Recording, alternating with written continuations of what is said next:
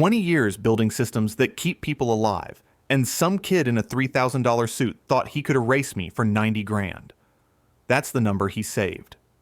90 grand. Fired me 48 hours before my performance bonus hit. $105,000. He probably thought he was being clever. Strategic. The kind of move they teach you in whatever business school his daddy's money bought him into. He had no idea what he triggered. My name is Warren Ellis. I'm 51 years old. I spent 22 years in the United States Navy. Signals intelligence.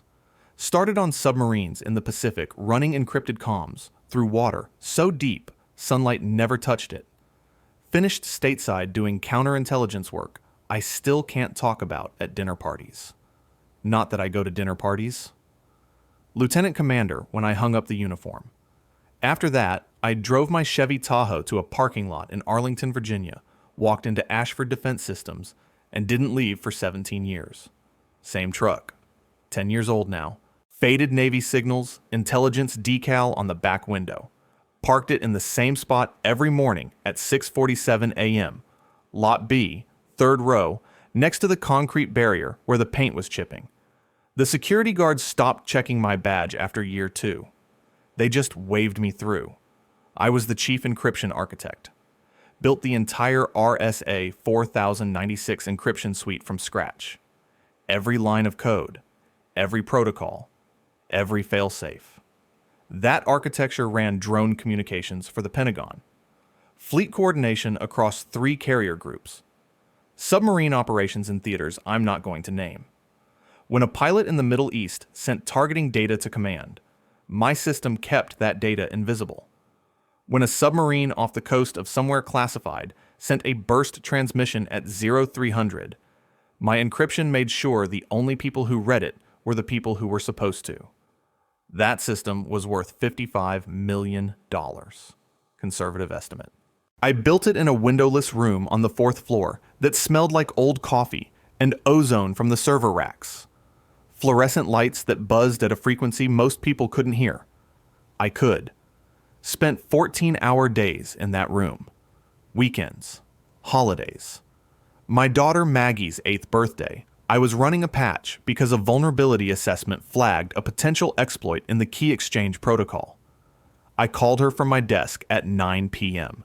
She'd already blown out the candles. Already cut the cake. Her mother held the phone up so I could hear the party winding down in the background. Kids laughing. Chairs scraping. I told her I'd make it up to her. I said that a lot. The divorce came 3 years later.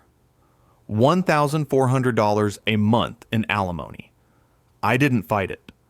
Rachel deserved more than a husband who lived inside a server room. Maggie stayed with her mom during the school year. I got summers and every other weekend when work allowed. Work didn't always allow, but Ashford needed me. Not wanted. Needed. The Pentagon's Tier 1 defense contracts ran on my architecture. Every security audit, every compliance review, every classified briefing with brass who had more stars on their shoulders than I had ties in my closet. I sat in those rooms. I answered the questions nobody else in the building could answer. The engineers I trained were good. 15 of them, all solid. But the architecture lived in my head. The documentation existed, sure. Thousands of pages. But documentation tells you what a system does. It doesn't tell you why it does it.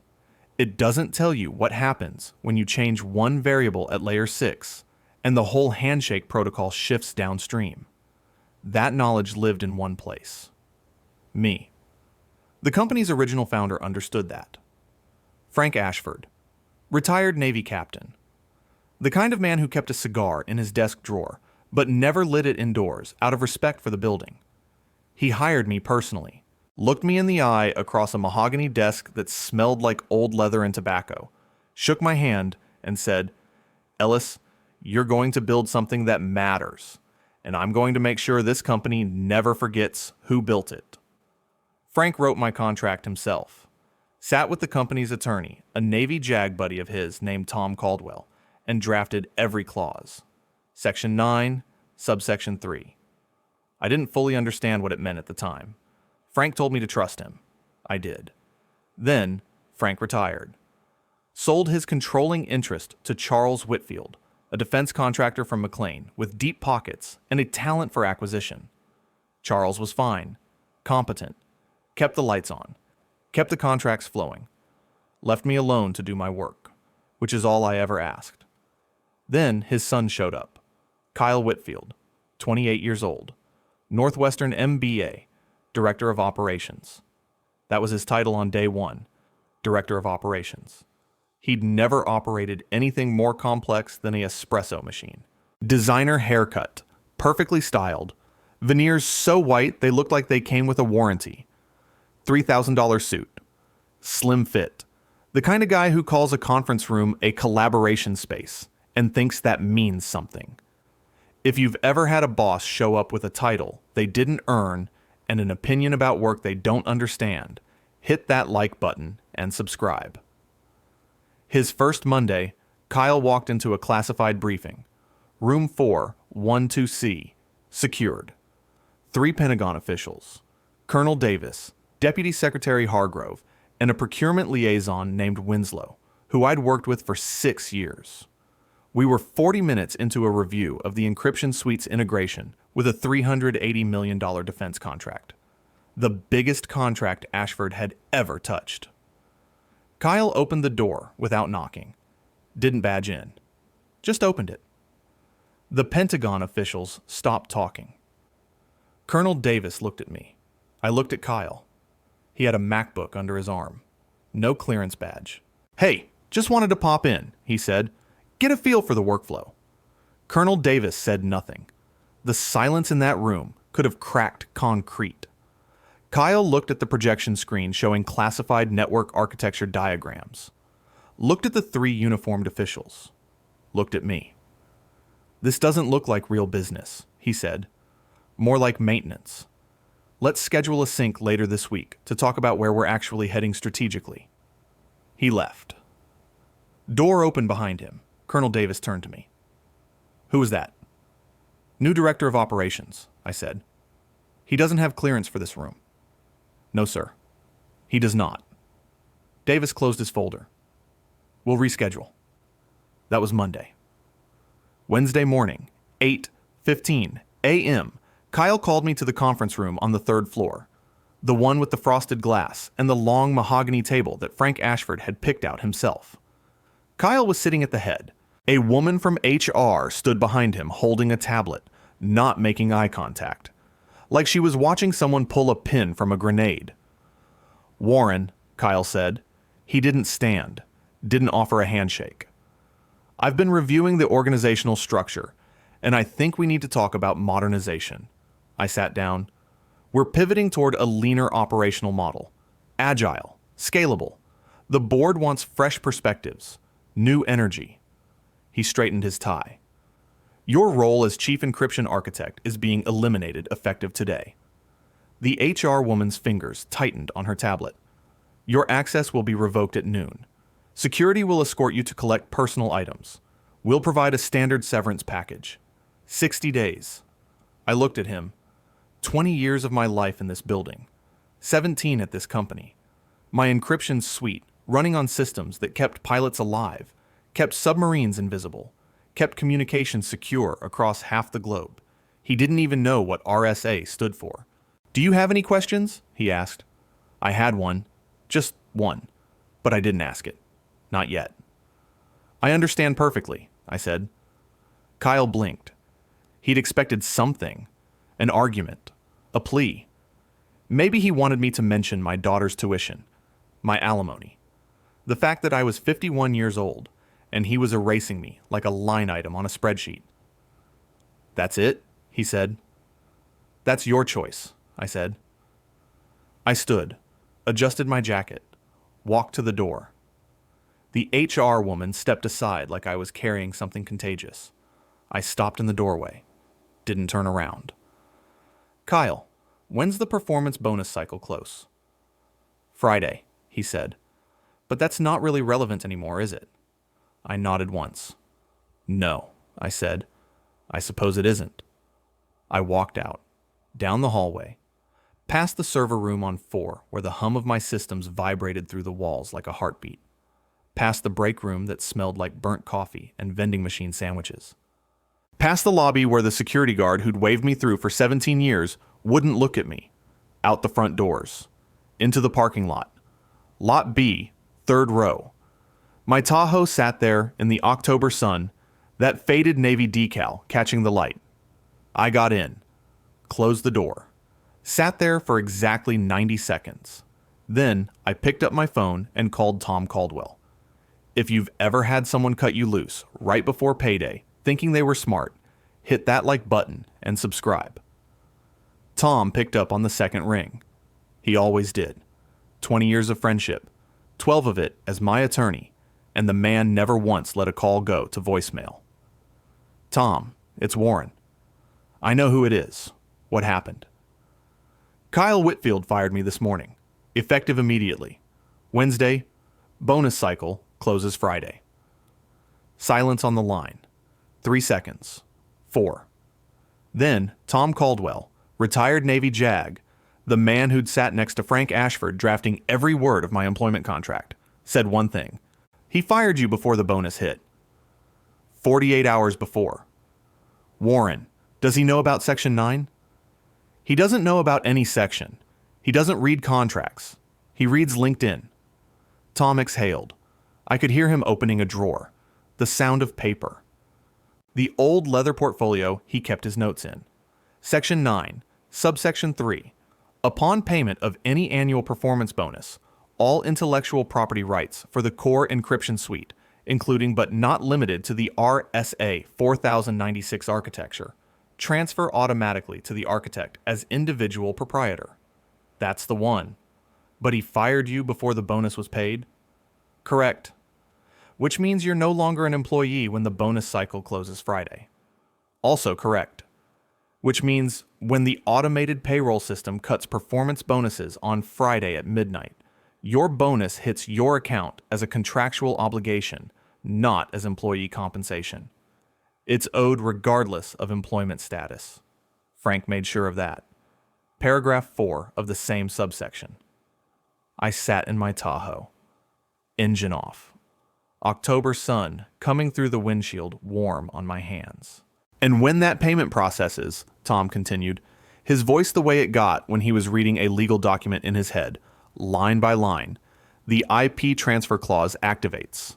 Not to Ashford Defense Systems. To you, Warren Ellis, individual proprietor, because you are no longer an employee of the company.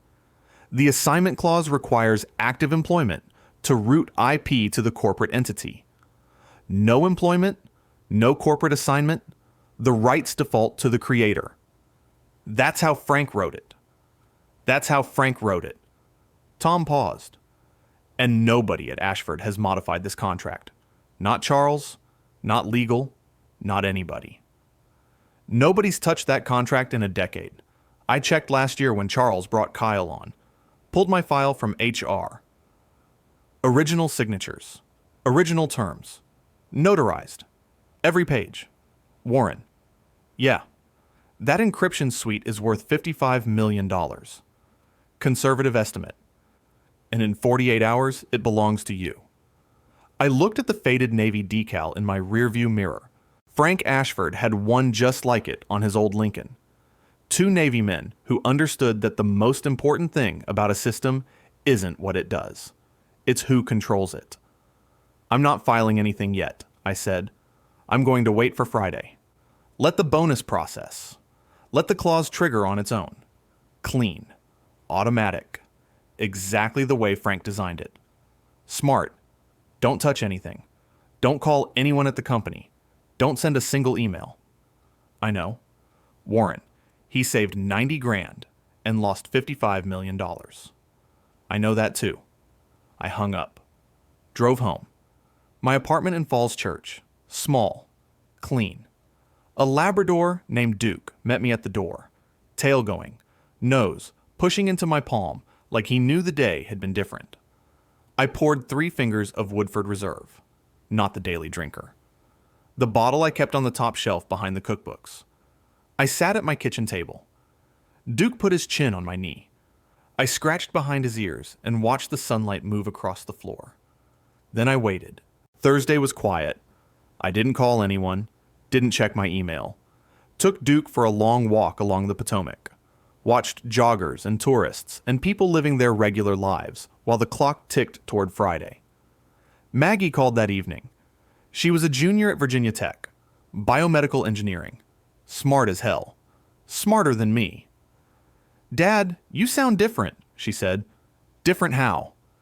"I don't know. Calm. Like actually calm, not pretending calm." "Maybe I am. Are you okay?" "I'm better than I've been in a while, Mags." She didn't push. She knew me well enough. We talked about her classes, her lab work, a professor who was writing her a recommendation for graduate programs. I listened to every word. For the first time in years, I wasn't thinking about the server room on 4.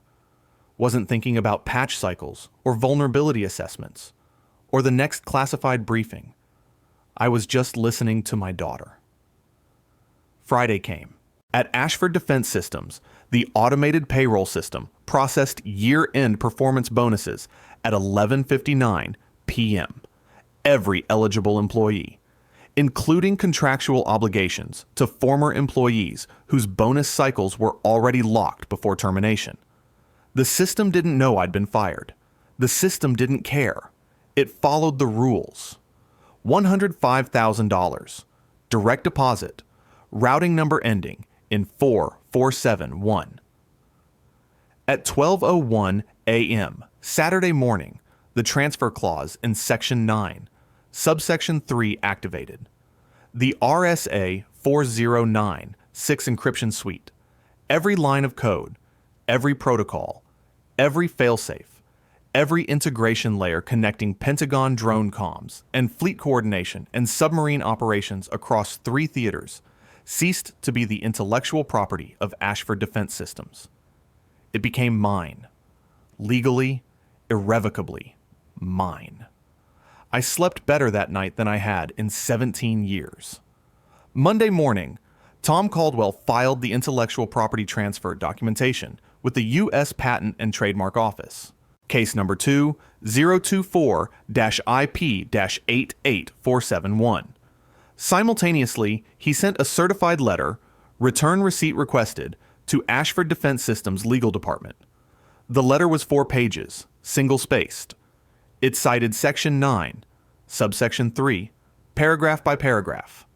It included the bonus payment confirmation, the timestamp, the employment termination record, and a formal notice that all use of the RSA 4096 encryption suite by Ashford Defense Systems was now unauthorized and subject to immediate licensing negotiation or cessation.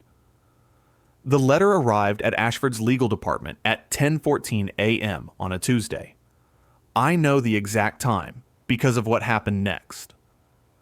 At 10:22 a.m., a paralegal named Sarah Mitchell opened the envelope, read the first page, read it again, picked up her phone and called Ashford's general counsel, Robert Frawley. "Mr. Frawley, you need to see this." Frawley was in his office on the 6th floor. He'd been reviewing the quarterly compliance filings. He told Sarah to bring it up. She did. He read the first paragraph standing. By the second paragraph, he sat down. By the third, he picked up his phone. "Get me Charles Whitfield. Now." Charles was in McLean, playing golf. His phone rang 6 times before he answered. "Robert, I'm on the back 9. Charles, your son fired Warren Ellis last week." "I'm aware. Kyle's streamlining operations. Fresh approach." "Charles, did Kyle review Ellis's employment contract before terminating him?" Silence. "Charles, I would assume the legal department reviewed." "We didn't. Kyle didn't route it through legal. He did it unilaterally. No board notification. No contract review." "Robert, what exactly is the problem?" Section 9, Subsection 3. More silence. Then Charles Whitfield's voice, stripped of every ounce of the casual authority he'd carried onto that golf course. "What does Section 9 say, Robert?" It says Warren Ellis owns our encryption suite. All of it. As of last Saturday at midnight. The sound on the other end of the line. I imagine it was something like a golf club hitting manicured grass. Or maybe it was the sound of a man realizing his son had just sunk a $55 million asset with a handshake and a buzzword. That's Frank Ashford's contract, Charles said. That clause has been in there for a decade. Yes, sir, it has. And nobody flagged this. Nobody was asked to flag it, sir. Kyle terminated Ellis without consulting legal, HR protocols, or the board. Get Kyle on the phone. I've been trying. He's not answering. Kyle wasn't answering because Kyle was in the fourth floor conference room giving a presentation to his handpicked team about Ashford's digital transformation roadmap. He had a 47-slide deck. Phrases like operational velocity and paradigm-aligned scalability. His phone was on silent. While Kyle talked about agility, the Pentagon's encrypted communications infrastructure sat on servers running code that no longer belonged to Ashford Defense Systems. And every minute those servers ran, Ashford was in violation. By noon, Robert Frawley had confirmed the transfer with outside counsel. By 1 p.m., he'd briefed the board's legal committee. By 2 p.m., 3 board members had called Charles directly. By 3 p.m., Ashford's stock had begun its slide. Someone on the board had talked. Someone always talks. The financial wires picked it up by 4 p.m. Ashford Defense Systems faces IP ownership dispute over core encryption technology. By market close, the stock was down 18%. That was day one. My phone rang 23 times that Tuesday. Ashford's main line, Charles Whitfield's personal cell, Robert Frawley's office. A number I didn't recognize that turned out to be Kyle's. I let every single one go to voicemail. Wednesday morning, the stock dropped another 14%. The Pentagon issued a formal inquiry. When your encryption provider doesn't own its own encryption, people in Washington get nervous. The $380 million defense contract Kyle had called not real business went into mandatory security review. Colonel Davis personally requested the audit. Doug Hartwell called me at 9:30 a.m. Hartwell Defense. $310 million merger with Ashford. Pending. Or it had been pending. Warren, it's Doug. Doug, I'm going to ask you a direct question, and I'd appreciate a direct answer. That's the only kind I give. Do you own the RSA 4096 suite?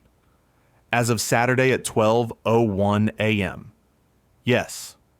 Is the transfer legally clean? Tom Caldwell filed it Monday. USPTO has it. Certified notice delivered to Ashford yesterday. I'm pulling the merger. I figured you might. And I'd like to talk to you about a licensing deal. Directly. You and me. No intermediaries. I looked at Duke.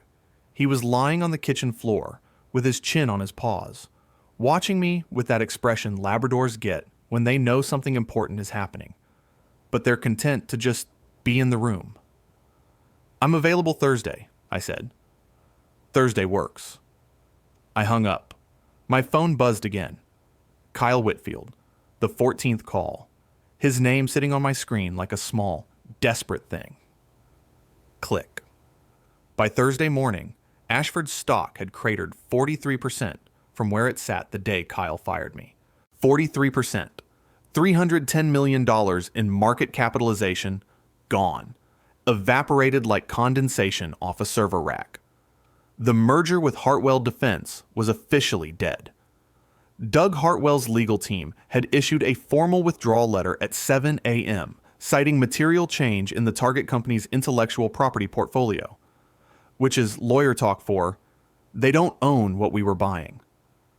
I put on a clean shirt, navy blue, pressed slacks, the same clothes I'd wear to a Pentagon briefing, drove the Tahoe into Arlington, not to Ashford, to Hartwell Defense's headquarters on Wilson Boulevard, a glass building, 12 stories, American flag out front snapping in the October wind.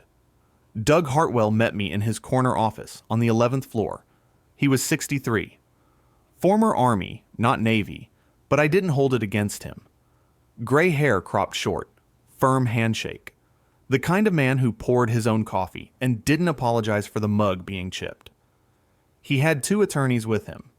I had Tom Caldwell, 4 men in a room with a view of the Potomac. Warren, Doug said, I've spent the last 48 hours having my team audit your encryption architecture from the outside.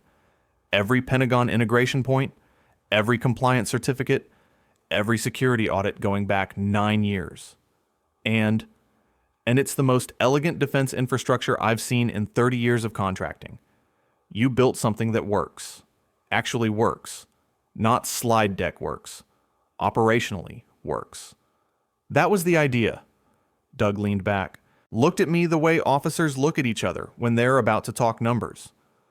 I was going to pay $310 million for Ashford. That price assumed the encryption suite was theirs. It isn't. Which means Ashford without your IP is a building full of middle managers and a kid in a nice suit. I wouldn't disagree with that assessment. So here's what I'm proposing. Direct licensing agreement. Hartwell Defense licenses the RSA 4096 suite from you. $80 million guaranteed over 5 years. Equity participation in Hartwell's Defense Technology Division. Full creative control over the encryption architecture and its development. You run the division. Your team. Your protocols. Your standards. Tom Caldwell was reading the term sheet Doug's attorneys had slid across the table. He looked up at me, nodded once. That was enough. One more thing, Doug said. He tapped a clause on the last page of the term sheet. Paragraph 14. Permanent exclusion provision. Kyle Whitfield is barred from any role, advisory or otherwise, in any entity operating under this licensing agreement. Permanently. I read the clause. Read it again. That's thorough, I said. I don't want a 28-year-old with a Northwestern MBA and no clearance anywhere near technology that keeps submarines invisible. Neither do I. I signed the term sheet at 11:42 a.m. Tom countersigned as my attorney. Doug Hartwell shook my hand across the table. Welcome to Hartwell, Warren. Thank you, Doug. That was Thursday. Friday, Robert Frawley called an emergency board meeting at Ashford Defense Systems. I know what happened in that room because 3 people who were present told me independently, and their accounts matched down to the minute. The boardroom, 7th floor. The long mahogany table Frank Ashford had picked out himself. Floor-to-ceiling windows overlooking Arlington. 8 board members. Charles Whitfield at the head. Kyle Whitfield to his right, sitting in a chair that might as well have been an ejection seat. Kyle still didn't understand. That's the part that matters. Even at that point, sitting in that boardroom with the stock in freefall and the Pentagon breathing down the company's neck, Kyle Whitfield did not fully grasp what had happened. He'd posted on LinkedIn that Wednesday. I saw it. Everyone saw it. Sometimes leadership means making the tough calls. Excited to drive Ashford into its next chapter. Hashtag innovation. Hashtag defense tech. Hashtag leadership. The post got 14 likes. 6 were from his fraternity brothers. Frawley stood at the head of the table. He had a printed copy of my employment contract. He had the USPTO filing. He had the certified letter. He had the Hartwell withdrawal notice. He laid them out on the mahogany like evidence at a court-martial. The situation is as follows, Frawley said. Warren Ellis's employment contract, executed under Frank Ashford's tenure and never modified, contains an IP reversion clause tied to his annual performance bonus. Kyle terminated Ellis on Wednesday. The bonus processed Friday at midnight per automated payroll. The clause activated. Ellis now holds sole ownership of the RSA 4096 encryption suite, our core defense technology, the technology underpinning every active Pentagon contract we hold. Kyle leaned forward. So we sue. We take it back.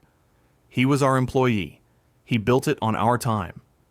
Frawley looked at Kyle the way a surgeon looks at someone who just asked why you can't put the blood back in.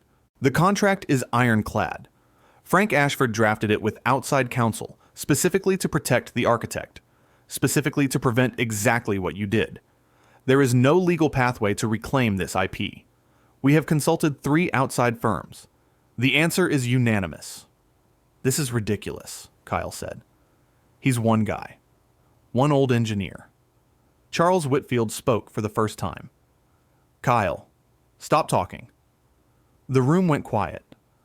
Charles looked at the documents on the table, looked at the stock ticker on Frawley's laptop showing the 43% decline, looked at his son. Did you read his contract before you fired him? Kyle didn't answer. Did you consult legal? I didn't think. No, you didn't. Charles turned to the board. 8 faces, some angry, some exhausted. All of them looking at a man whose son had just cost them everything. I owe this board an apology, Charles said. I put my son in a position he wasn't qualified to hold because he was my son. That was my failure. Not his. Mine. I let family cloud my business judgment. Board member Helen Garrett, the longest-serving director, spoke. Charles, we need to address the immediate situation. The Pentagon has frozen 2 contracts pending the IP review. Our defense certification is under threat. And as of this morning, Doug Hartwell has signed a direct licensing deal with Ellis. We're not just losing the IP, we're losing the market. I'm aware. Then you understand what happens next. Charles nodded. He turned to Kyle, his own son, and said the words that I'm told landed in that boardroom like a stone dropping into still water. Kyle, you're terminated, effective immediately. Security will escort you out. Kyle's face. I wish I could have seen it. But I'm told the color left it, the way light leaves a room when someone hits the switch. All at once. Complete. Dad, don't. Charles held up one hand. You walked into a classified briefing without clearance. You fired the most valuable person in this company without reading his contract. You cost this organization its core technology, its largest merger, and its Pentagon relationships. You did all of this in your first week. Kyle stood. His chair scraped against the floor.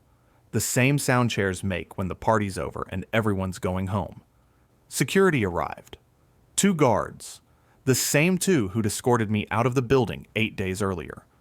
They walked Kyle Whitfield out of the boardroom, down the elevator, through the lobby, and into the parking lot where his BMW sat in the reserved spot marked Director of Operations. They watched him drive away. The board voted unanimously, 8-0, to issue a public statement. Charles Whitfield read it himself at a press conference the following Monday. He apologized to the Pentagon. He apologized to shareholders. He apologized to the employees who had built Ashford into what it was. He did not mention his son by name. He didn't have to. Ashford Defense Systems filed for Chapter 11 bankruptcy 3 months later. The contracts were gone. The technology was gone. The clients were gone. The building in Arlington sat half empty, fluorescent lights buzzing in rooms where nobody worked anymore. I didn't celebrate. I went to work. Hartwell Defense gave me the corner office on the 9th floor. View of the Potomac.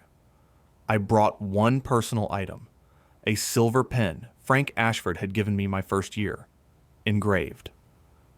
Build something that matters. It sat on my desk next to a framed photo of Maggie at her high school graduation, the one I actually made it to. 15 of my engineers followed me to Hartwell within 6 weeks. Every single one. I didn't recruit them. They called me, one by one. Warren, is there room? There was room. Maggie's tuition is paid through graduate school. Virginia Tech for her bachelor's. Wherever she wants for her master's. She doesn't have to worry about it. She doesn't have to take loans. She doesn't have to call her father at midnight asking if the check cleared. The equity stake Doug Hartwell gave me is worth 8 figures. I don't check the number. I don't need to. The work matters more than the number. It always has. Duke still meets me at the door every evening. Tail going, nose in my palm. I pour 3 fingers of Woodford Reserve, the good stuff. I sit on the back deck of a house I bought in Arlington. Not big, not flashy. 3 bedrooms, a yard for Duke. I watch the city lights come on across the river, and I drink my bourbon. And I don't think about Kyle Whitfield. I think about Frank Ashford, the retired Navy captain who sat across a mahogany desk, looked me in the eye, and wrote a contract that said, "This man's work belongs to this man." Kyle's in California now. Last I heard, he's trying to launch a crypto startup. I'm told his pitch deck has 62 slides.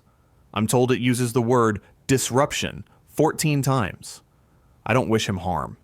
I don't wish him anything. He's 28 years old, and he learned something that no business school in the country teaches. You can fire the man. You cannot fire what the man built. Not when the man was smart enough, and patient enough, and quiet enough to make sure the paperwork said what it needed to say. Maggie called me last Sunday. We talked for an hour about her research, about her professor's recommendation letter, about a boy she's been seeing who studies mechanical engineering and apparently makes a decent chili. "Dad," she said, "you're different lately."